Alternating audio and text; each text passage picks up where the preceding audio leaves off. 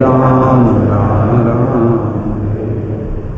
मैं सर्वप्रथम अपने परम राध्यतम श्री गुरुदेव जगत गुरु नित्य लीला वरिष्ठों विष्णुपाद अष्टोत्तर शशि श्रीमद शिला भक्ति वेदांत नारायण गोस्वामी महाराज जी के श्री चरण कमलों में अनंत कोटि दंडवत प्रणाम ज्ञापन करता हूँ। तदनंतर नित्य लीला वरिष्ठों विष्णुपाद अष्टोत्तर शशि श्रीमद शिला भक्ति विज्ञान भारती गोस्वामी महाराज जी के श्री चरण कमलों में मेरा अनंत कोटि दंडवत प्रणाम। समस्त रूपानुगुरु परंपरा सपार्श सपरिकर जगत गुरु शिला प्रभुपाद भक्ति सिद्धांत सरस्वती गोस्वामी ठाकुर जययुक्त हूँ। सपार्श सपरिकर श्री गौर नित्यानंद प्रभु श्री राधा माधव जययुक्त हूँ। उपस्थित पूज्यपाद श्री भक्ति वेदांत सिद्धांति महाराज जी के चरणों में मेरा प्रणाम। समस्त वैष्णव वैष्णवी ब्रह्मचारी वृंद श्री राधाष्टमी के उपलक्ष्य में समवेत श्रद्धालु मंडली सबके चरणों में मेरा यथा योग्य दंडवत प्रणाम। हरे कृष्ण। आज बड़ा विशेष दिवस है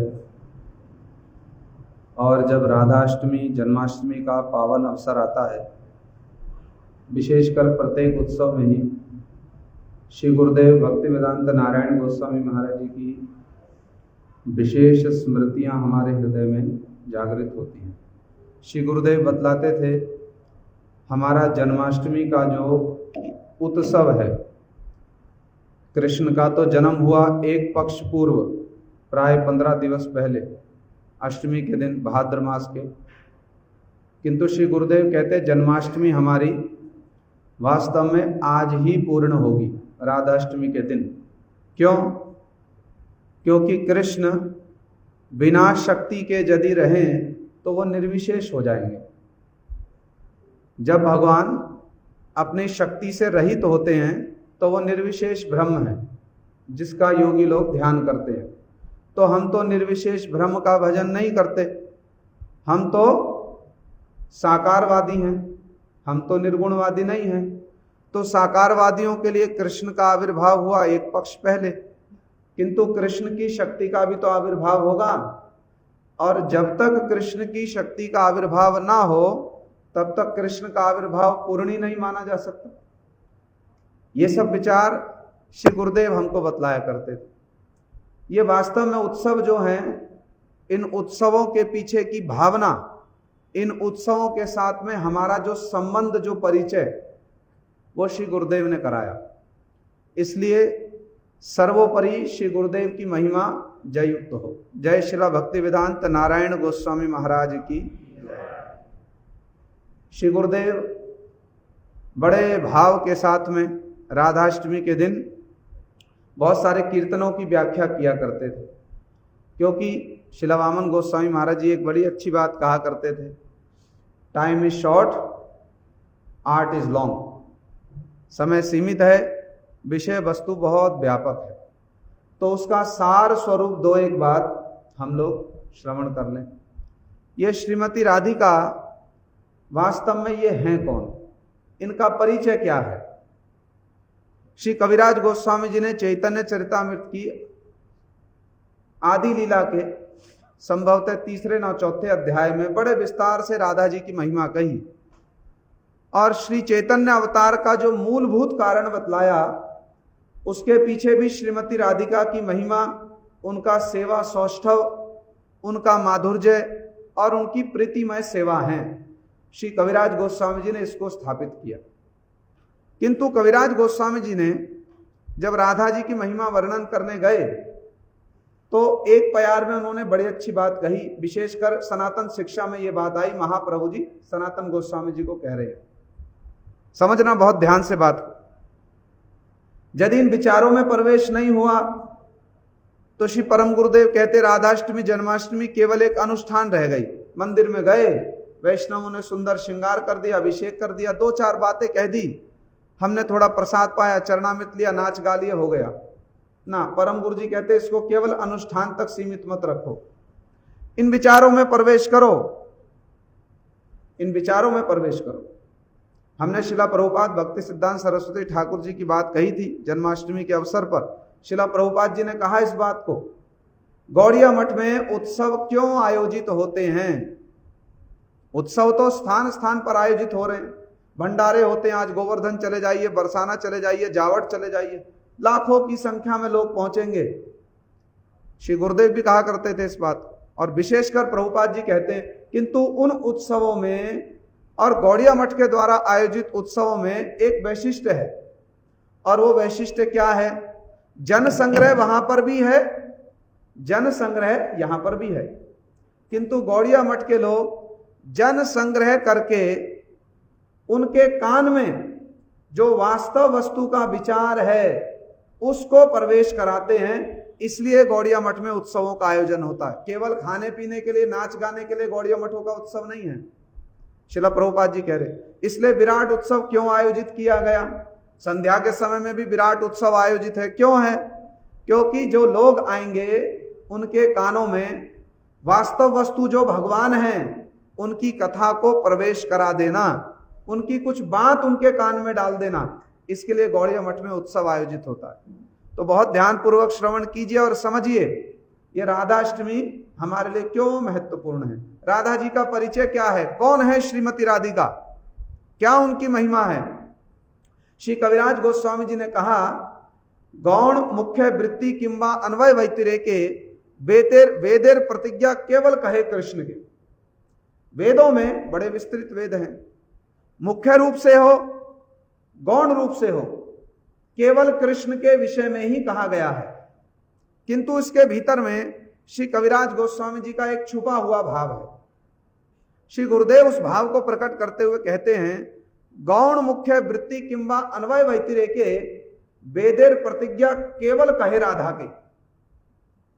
वेदों में गौण रूप से हो मुख्य रूप से हो, केवल श्रीमती राधिका की ही महिमा कही गई। ये केवल अतिशोक्ति बात नहीं है, किसी बात को बढ़ा चढ़ाकर कहा जा रहा है, अथवा ये विचार केवल गौड़िया मठ का ही विचार नहीं है। जिनको प्रमाण चाहिए उनसे सविनय निवेदन है, हमारे निकट में आइए और हमसे प्रमाण ले लीजिए। आप जिस शास्त्र पर हाथ रखेंगे हम उस शास्त्र से राधा जी की महिमा को उद्धृत करके बतला देंगे। श्रील भक्ति सिद्धांत सरस्वती ठाकुर जी कह रहे हैं इस बात। जिस शास्त्र पर आप हाथ रखेंगे, लोगों ने तो नवदीप में कुलिया नाम का एक स्थान, वहां बहुत बड़ी सभा बुला दी प्रभुपाद जी के समय में, और उस सभा में कह दिया चैतन्य महाप्रभु स्वयं भगवान नहीं है। प्रभुपाद जी ने कहा अच्छा तो हमको बुला लीजिए, हम आके प्रमाण दे देंगे। चैलेंज कर दिया, प्रभुपाद जी को बुलाया क्या?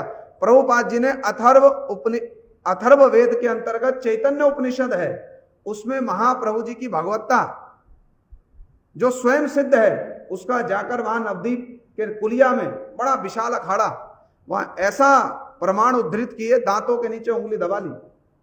तो जब तक लोग जाने ना तब तक नाना प्रकार के विचार हैं।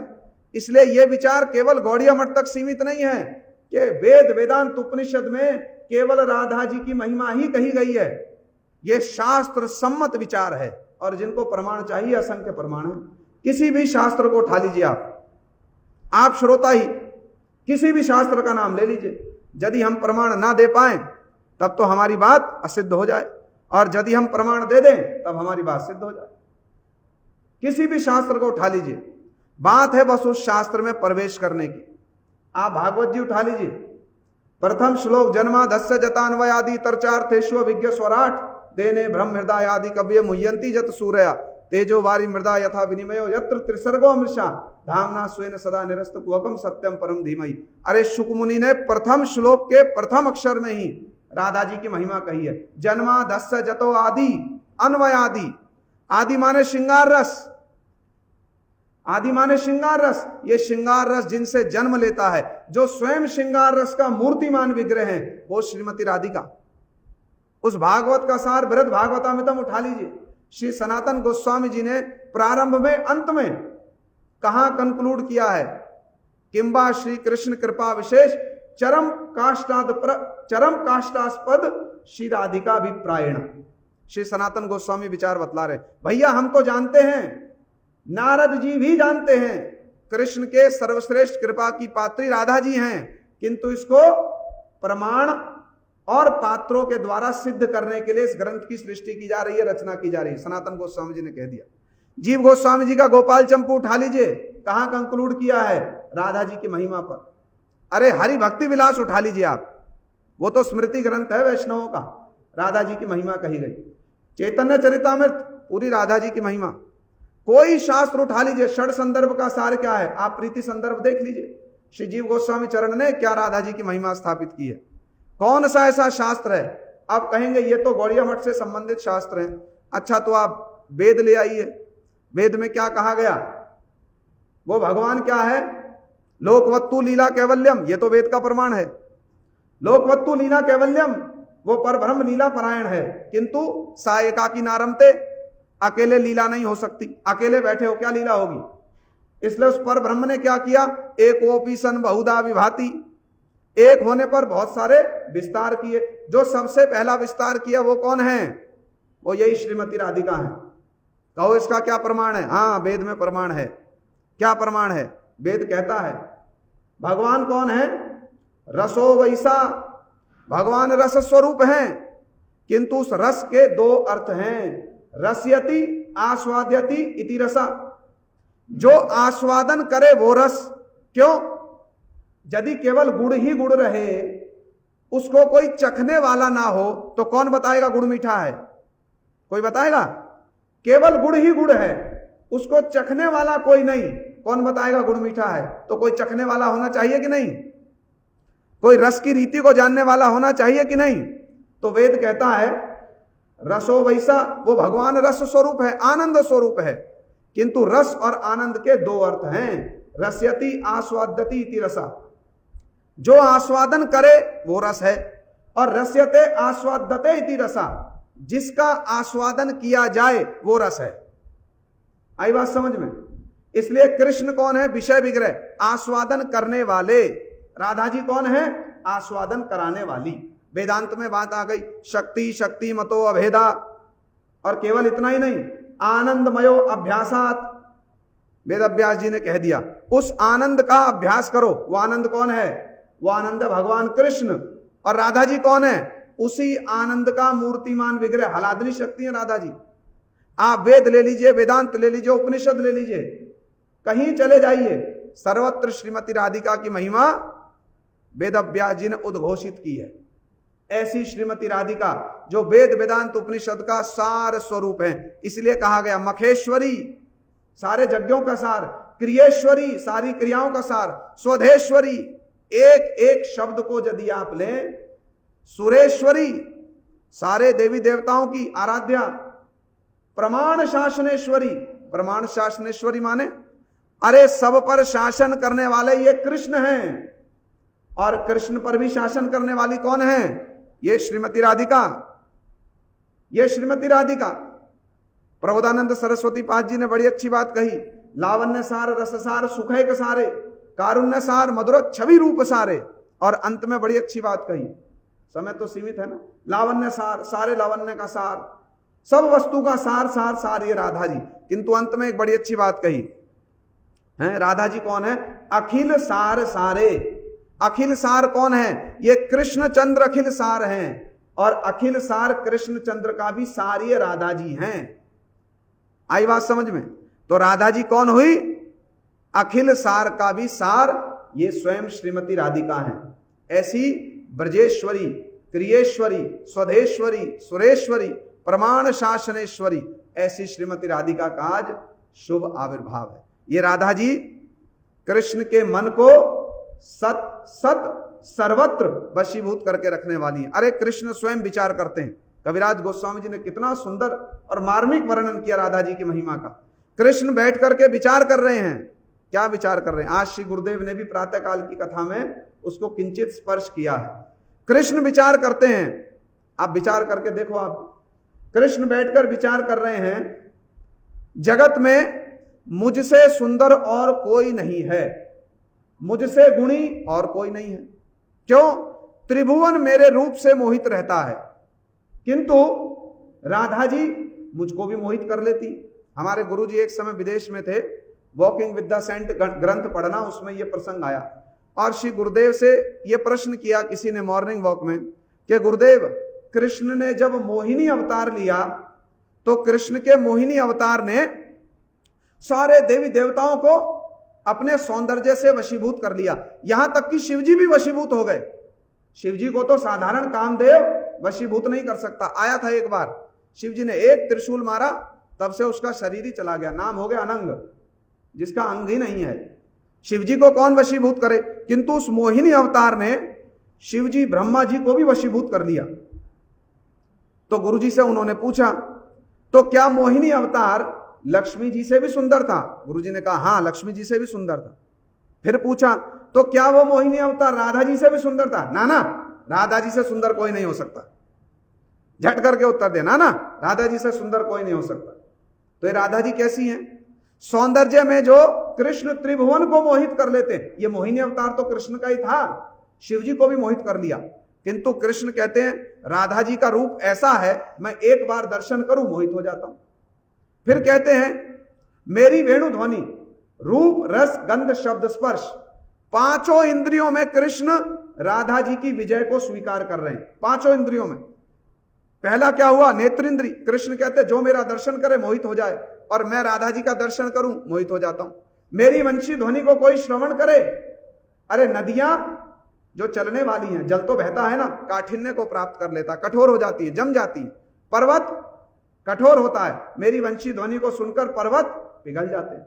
कृष्ण कहते ऐसी मेरी वंशी ध्वनि है। और तनिक सा मेरी वंशी ध्वनि से त्रिभुवन मोहित है, किंतु तनिक सा राधा जी का कोई शब्द मेरे कान में पड़ जाए, अथवा राधा जी के नूपुर की तनिक सी ध्वनि, पायल की तनिक सी ध्वनि मेरे कान में आए, मेरी वंशी के स्वर ही भंग हो जाते हैं। ऐसी ये राधा जी हैं। मेरा स्पर्श, कृष्ण कहते हैं, कोटि कोटि चंद्रमाओं से अधिक सुशीतल है, किंतु राधा जी का स्पर्श, मैं जब राधा जी के श्रीअंग को स्पर्श कर दूं, मैं तो सर्वत्र भूल जाता हूं, मैं सुधबुध ही खो बैठता हूं। और मेरी जो गंध है वो ऐसी है, कृष्ण की प्रसादी माला की इतनी महिमा उद्धव जी गा रहे हैं। कृष्ण कहते मेरे शरीर की सुगंध इतनी अद्भुत है, मनमोहन करने वाली है, वृक्ष लताओं तक को मोहित कर लेती है। किंतु राधा जी के शरीर श्रीअंगों की गंध तो छोड़ो, राधा जी के वस्त्रों से जो गंध आती है ना, श्री प्रबोधानंद सरस्वती जी क्या कह रहे हैं? यस्यापि यस्या कदापि वसनांचल खेलनुत्थ धन्याति धन्या पवनेन कृतार्थ मानी योगेंद्र दुर्गम गतिर मधुसूदनोपि तस्या नमोस्तु वृषभानु वो दिशे। ऐसी राधा जी के श्रीअंगों की तो बात क्या, राधा जी के वस्त्रों से चलकर आने वाली जो सुगंध है उसकी इतनी महिमा। कृष्ण विचार करते हैं और फिर मन में क्या आता है, अरे मैं राधा जी का स्वरूप, राधा जी का अंग और राधा जी का भाव लेकर के आऊंगा और अपने ही भाव का आस्वादन करूंगा। क्यों? मुझ में कुछ तो विशेष है जिसका एकमात्र राधा जी ही आस्वादन कर पाती है। ऐसी ये राधा जी, निरंतरम वशीकृतम प्रतीति नंद नंदन।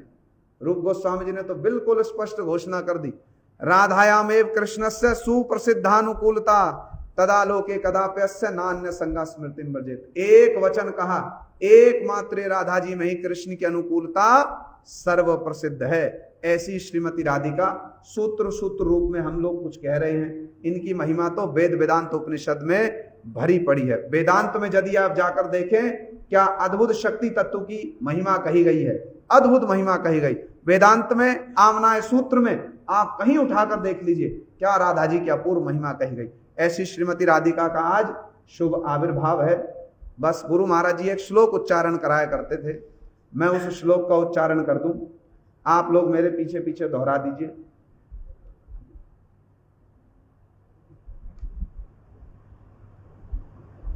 श्री गुरुदेव कहा करते थे, आज राधा जी का शुभ आविर्भाव है, तो आज सर्वाधिक प्रसन्न कौन होगा?